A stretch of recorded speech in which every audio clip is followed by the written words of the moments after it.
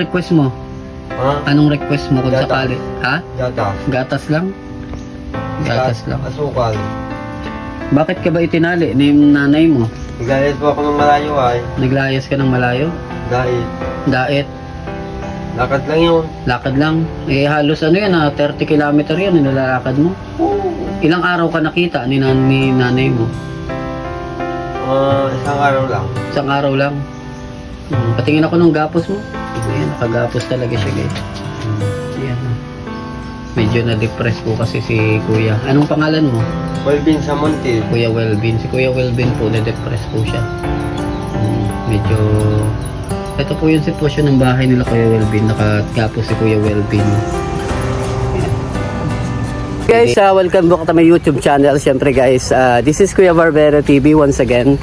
Sa araw na ito guys, meron lang tayong bibisitahin na ating kaibigan, na ating actually guys, hindi po ito tungkol sa charity. Meron kasing akong kakilala na actually hindi naman namin kikilala no.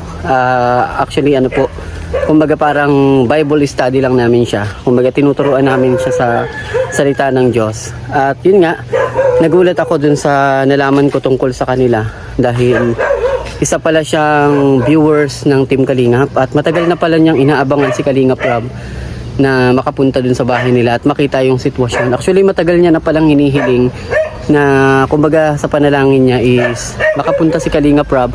Meron naman daw mga bumibisita, mga scouter. Yun nga lang, nakakalungkot dahil hindi daw nababalikan kasi yung sitwasyon ng bahay nila talagang sirang-sira at yung kanilang sitwasyon ay napakahirap.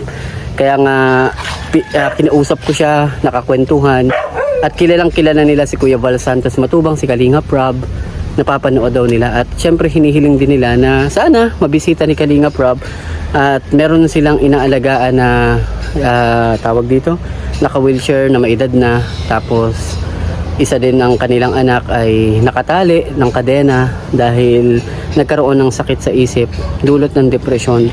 So mahirap yung sitwasyon nila, kaya panoorin nyo yung video ito. Ito yung interview natin at hinihiling lang nila na sana matulungan sila ng kaunti ni Kalingap Rob at sana mapanood ni Kalingap Rob at may refer din natin ito kay Kalingap Rob dahil si Kalingap Rob yung may kakayahan na makatulong sa mga ganitong klase ng mga tao. Ano? So panoorin nyo yung video guys. Hindi, yung isa, lalaki. Yung vlogger, Oo. si Daddy Frank. Oh, yun. Si Daddy Frankie, mabait din po yun. Para din po si Kalingap Rob yun. Yun nga lang, si Kalingap Rob talaga marami po siyang pinapagawa ng bahay at Tapos ay namigay tinutulungan. ng kwarta, dami. Bait yun si Daddy Frankie. Ganon din naman si Kalingap Rob po. Talagang natataon lang talaga minsan kapag halimbawa Ang baka pinaayos. hindi napapansin yung iba kasi nga sobrang dami ng tinutulungan. Sa sobrang dami kasi patong-patong minsan hindi na napapansin. Tapos merong pang mas mahirap na, kumbaga mas mahirap pa dun sa halimbawa sa kagaya nyo po, may mas mahirap pang sa inyo na kumbaga kung kayo na yung mahirap, may mas mahirap pa pala. Kumbaga mas nagiging priority yung mas mahirap pa. Kaya minsan halimbawa may mga scouter si Kalingap Rob na pumupunta dito, hindi kayo nababalikan kaagad. Ibig sabihin nun ay maraming inaasikaso si Kalingap Rob na mas mahirap. O di kaya minsan hindi na ipapakita ng mga scouter agad. May mga ganun pong case. Pero si Kalingap Rob kapag nakita niya talaga yung sitwasyon, automatic yan, tumutulong at tumutulong yan. Lalo na yung mga kagaya nyo na, yung ganitong sitwasyon na halos hindi na natin alam kung bahay pa ba to. Tapos kailangan ni tatay, tapos may anak pa kayong inaalagaan na hindi maayos, medyo may sakit sa alam naman natin ano. Kasi nag-aaral, siya lang ang katulong-tulong ni tatay. Kaya pag nakita ni Kalingap Rob to, siyempre hihilingin din natin na sana mapansin ni Kalingap Rob kasi yun yung pag-asa talaga ninyo namin. Ibig sabihin, matagal na kayo nanonood talaga kay Kalingap Rob. Hindi ko kasi nabanggit sa inyo na kababata ko si Kalingap Rob.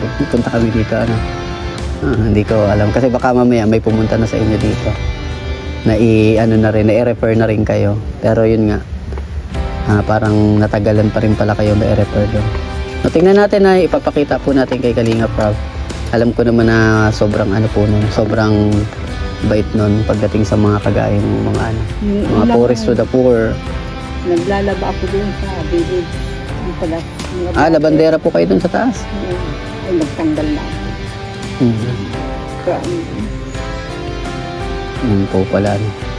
mayroong dalang grocery, nagbigang. Oo. Mabait yun sila Kuya Val. Kailangan pinapanood ni tatay. Ibig sabihin, inihiling din pala ni tatay na makaano dito si Kuya Val. Talagang maraming maraming mga tao yung gustong makahingi ng tulong kahit konti. Malay nyo mapapanood natin kay Kalinga Prab to. So, maipakita natin. So, tayo pala yung maging daan para sana kaya natin nadodocuments natin para makita niya ng personal talaga. Hayaan nyo na maipaabot natin kay Kalinga Prab to. Ayun yung sitwasyon nila tatay. Ayan, halos siraan na po yung bubong ni tatay nila Manilin. Ayan, ang anak niya po ay bunso, nag-aaral pa lang. Refer natin kay Kalinga Prab. Tapos si kuya may sakit. Ayan, nakagapo siya, naalagaan nila, walang masyadong sumusupport sa kanila.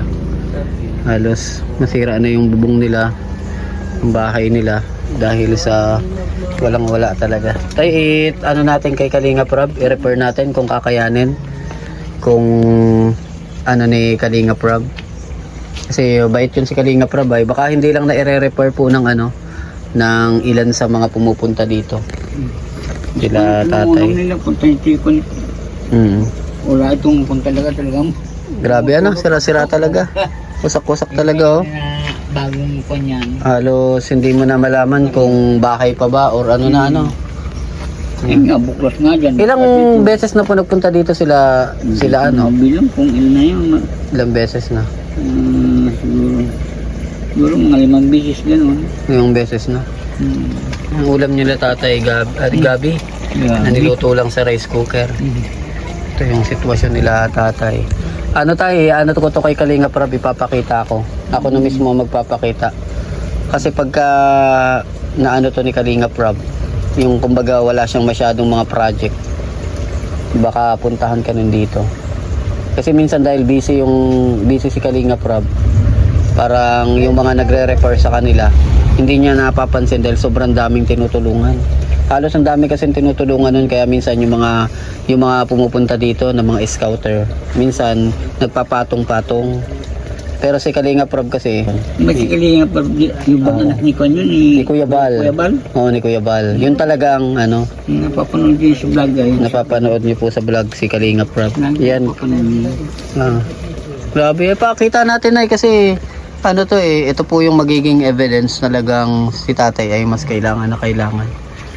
Kasi nakaraan ko pa kayo tinitingnan, sabi ko, kaya kung i-refer ko kaya kay Kalinga Prab. Si Kuya, ilang taon nang nakagapos na si Kuya? Ngayon lang yan. Nakagapos. Nung papunta namin dito, nakagapos na ito nakagapos na. Anong request mo? Ha? Anong request mo kung Gatas. sakali? Ha? Gatas. Gatas lang? Gatas lang. Asukal. Bakit ka ba itinali ni nanay mo? Naglayas po ako ng malayo ay. Naglayas ka ng malayo? Dait. Daet? Lakad lang yun. Lakad lang? Halos 30 kilometer yun, nilalakad mo? Ilang araw ka nakita ni nanay mo? Isang araw lang. Isang araw lang? Patingin ako ng gapos mo. Ayan, nakagapos talaga siya guys. Ayan.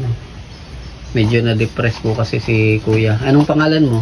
Walbin sa Monte. Kuya Welvin. Si Kuya Welvin po, na-depress po siya. Medyo... Ito po yung sitwasyon ng bahay nila Kuya Welvin. Nakagapos si Kuya Welvin. Ayan. Di, kamusta naman nung makatali ka na?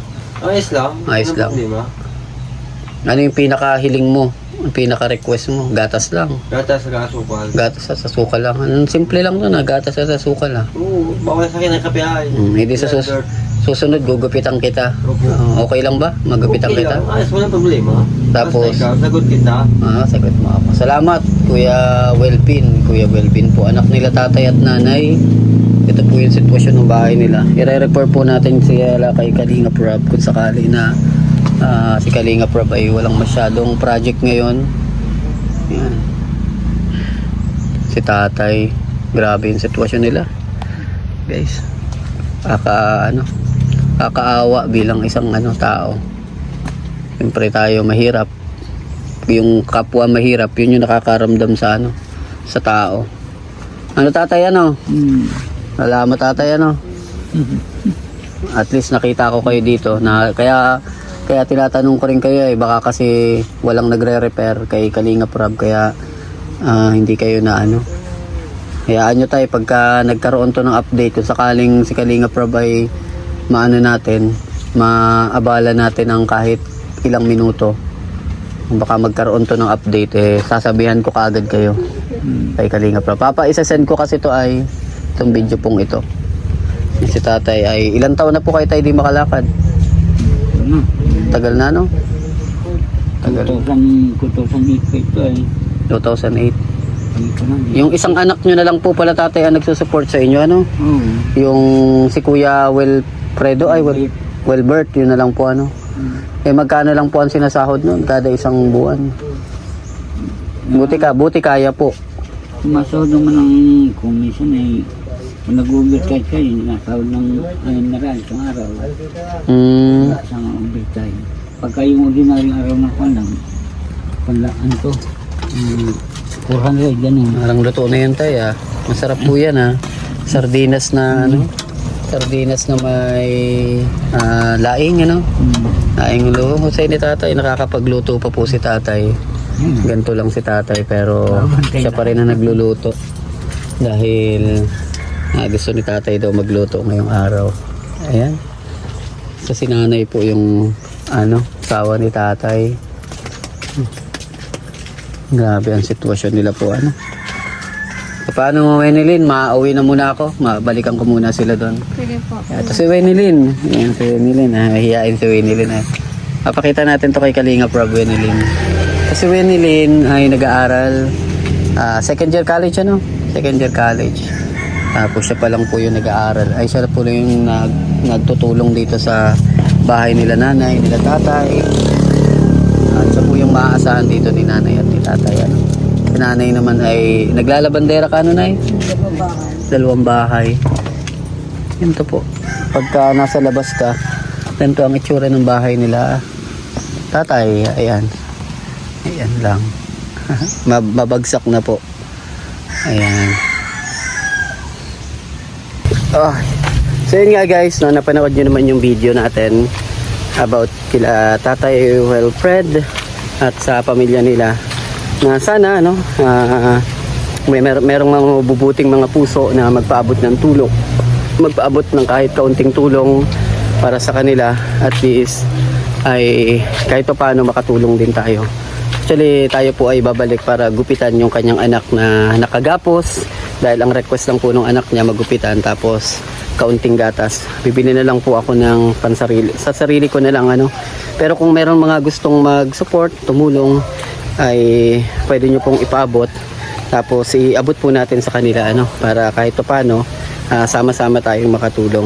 So yun nga guys, this is Kuya Barbero TV. Pero bago natin tapusin yung video ito, gusto ko muna napasalamatan ang Team Chris, Team Franjoy sa palaging panonood nyo sa ating YouTube channel. Kung hindi po dahil sa inyo, hindi po tayo makakagawa ng mga content at ng mga ganitong mga video. Thank you so much and bye-bye, at mag-iingat po kayo palagi.